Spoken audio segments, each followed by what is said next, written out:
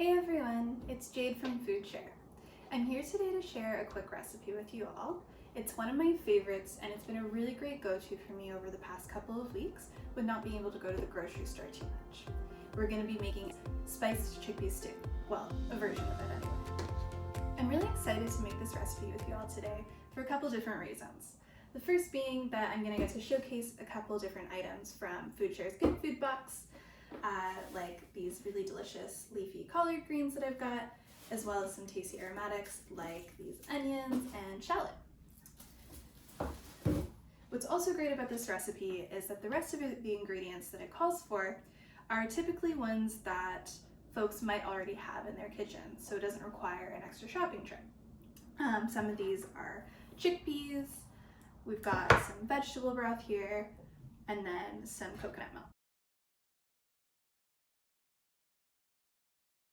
What I love most about this recipe is how great it is as a base, but that it leaves a lot of room for flexibility in terms of flavors and tastes and what you want to add to it to make it your own.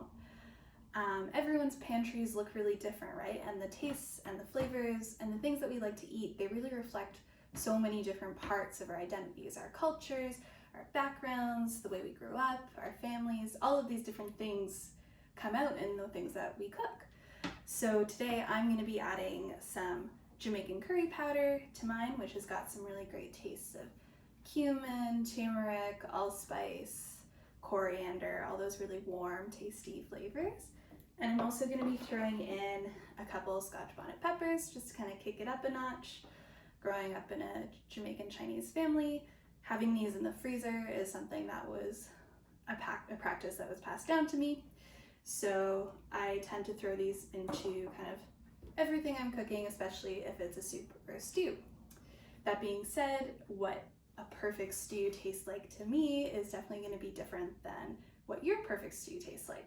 So I would love if you want to share in the comments what flavors, additions, substitutions you might make to this stew if you're going to make it based on your own cultural preferences. Alright, so we're going to start by prepping our aromatics.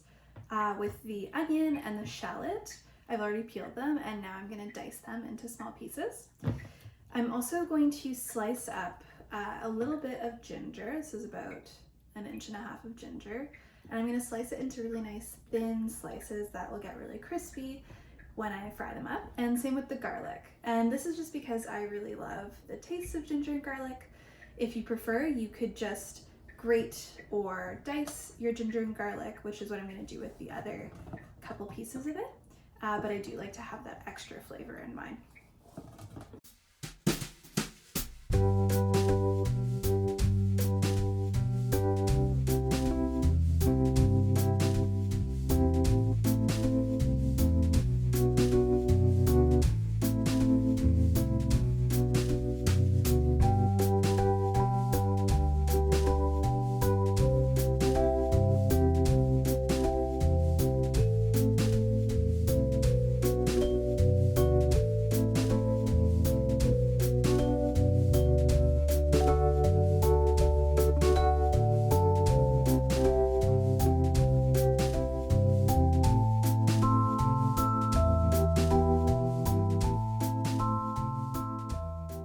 So now that we've got all of our veggies and our aromatics chopped up, we're gonna actually start cooking our stew.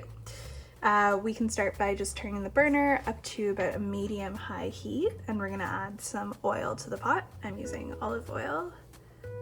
And the first thing we're gonna do is cook our garlic and our ginger and our onions and get those really nice and flavorful and smelling really good. And then we can start adding in the rest of the ingredients.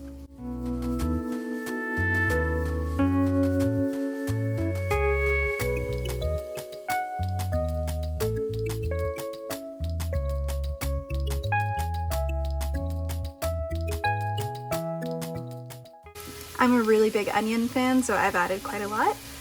Whether you want to add this much is totally up to you.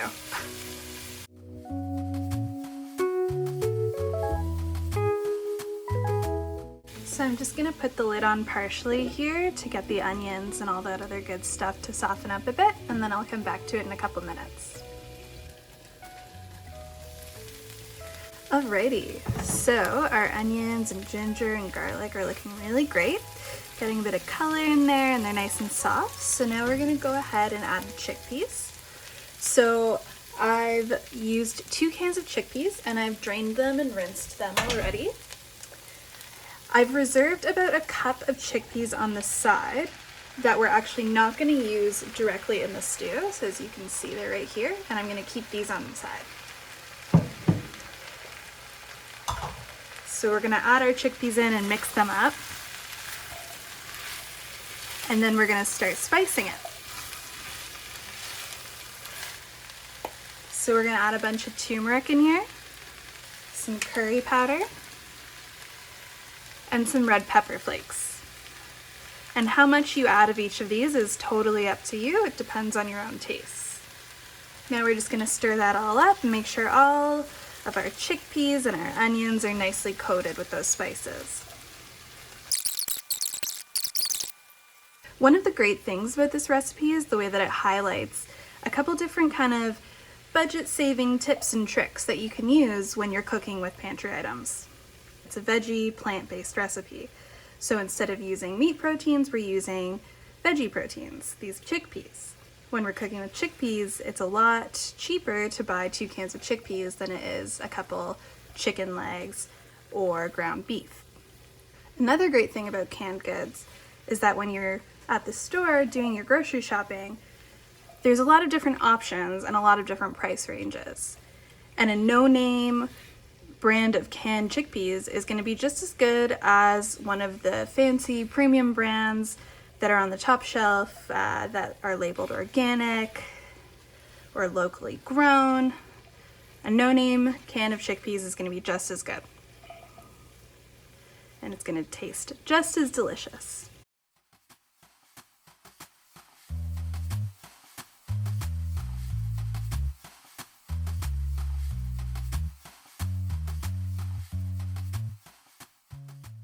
So about after 10 minutes, we've got some nice looking chickpeas that's smelling really good. So we're gonna go ahead and add the broth, and we're also gonna add our coconut milk. Some more kind of budget tips here are that we're gonna be using broth that I made from veggie scraps.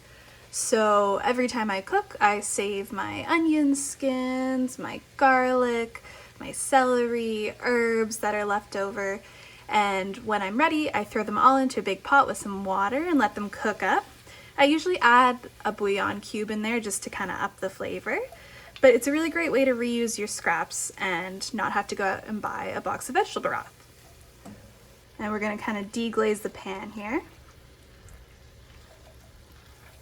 Get all that nice brown stuff from the bottom of the pan. So we're gonna add about 3 to 4 cups of veggie broth, depending on how much liquid you want in your stew. So I'm just gonna add a bit more now. So now we're gonna add the coconut milk into our stew.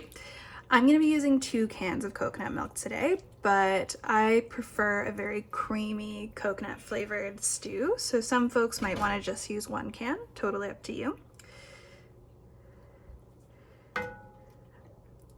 One of the things that I love about cooking with canned goods is that they often go on sale at the store and you can buy them and stock up when they do. So right now I've got a couple cans of coconut milk that I'm using that I got half price when I was at No Frills. And I bought them months ago, but I'm just getting around to using them now.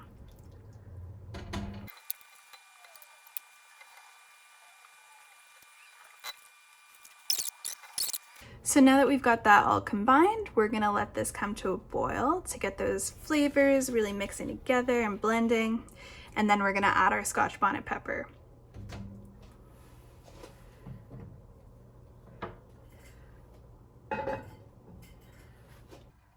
Okay, so now that we're starting to see some bubbles in here, I'm gonna throw in my Scotch bonnet.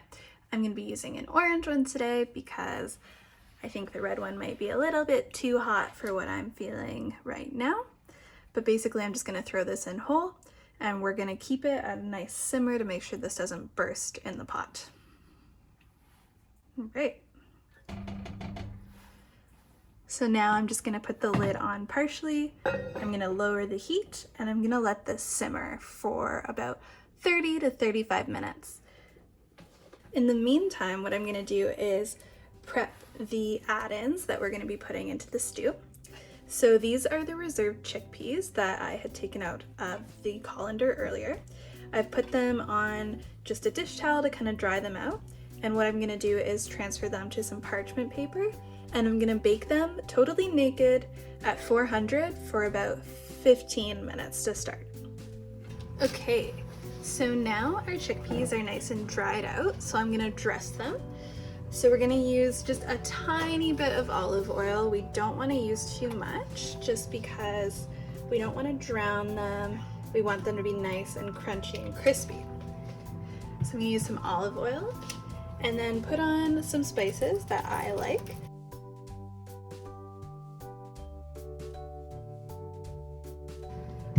And then we're just gonna toss those, careful because they'll be a bit hot.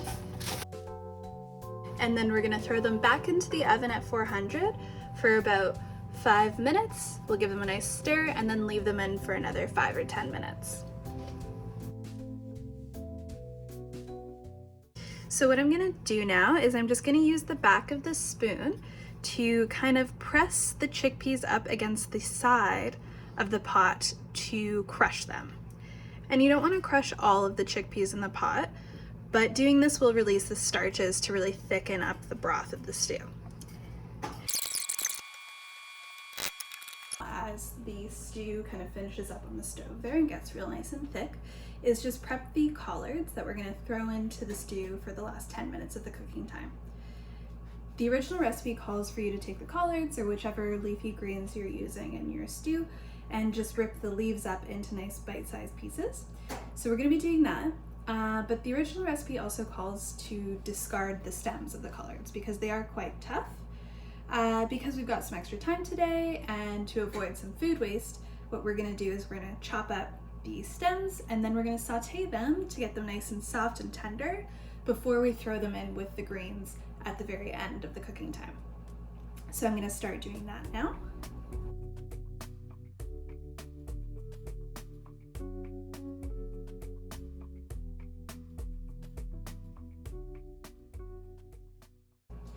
So like I was saying earlier, I really love this recipe because it highlights so many different creative ways to kind of stretch your budget when you're grocery shopping. And I think now is a really important time to be talking about that kind of stuff, especially with everything happening with the pandemic. Canada is seeing a huge spike in food bank uses and calls to 211 about how to access food. I do think it's important though to acknowledge the fact that food insecurity and hunger and a lack of access to food existed long before this pandemic hit us here in Canada. On a regular day here in Toronto, 1 in 8 Torontonians struggle with food access. And across the country, there's more than 4 million Canadians who don't have access to the food that they need. So I think that when we are talking about the pandemic and we're talking about food insecurity, it's important to also acknowledge that and to think about how food access is an issue on a larger and broader scale.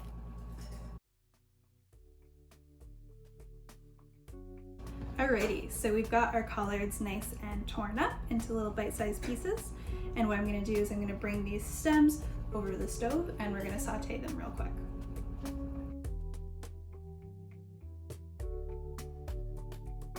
What I've gone ahead and done here is just put a bit of butter into a pan and thrown our collard stems into here, and we're just gonna saute them for a couple minutes to get them nice and soft and tender before we throw them into our stew along with the rest of the leaves. And while we're here, I just wanted to pick up on what we were talking about before in terms of sharing these types of budget tips and tricks. I do think that sharing these types of strategies for stretching out your budget and these kind of tips and tricks for saving money have always been a really important way for communities to kind of help each other manage the weight of the experience of food insecurity. And so it is really important to get these conversations started and to engage in them and to share knowledge with your community.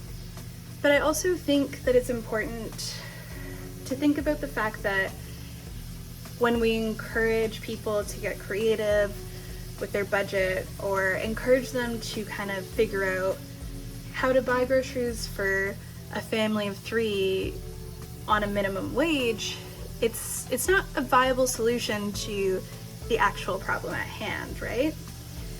What doing this kind of stuff does is really shift the responsibility of dealing with hunger and dealing with food insecurity onto the individual, rather than recognizing food insecurity as a systemic problem.